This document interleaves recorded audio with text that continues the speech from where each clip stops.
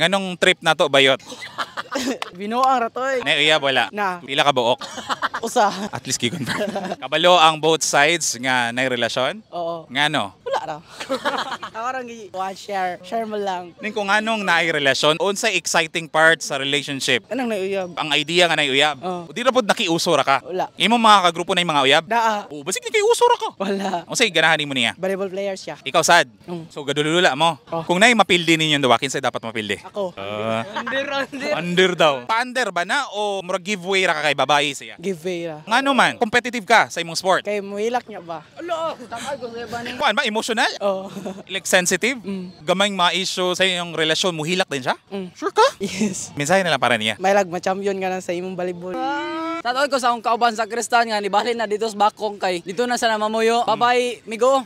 Kita ta sunod tuig or kanos So bakong ra na. Dili kay dito mo mis Batinggil. Tapos, Sirbi ba? Sirbi. Tapos dito na siya mabalik sa Kristan. close mo? Pila mo ka years? Magpupagi.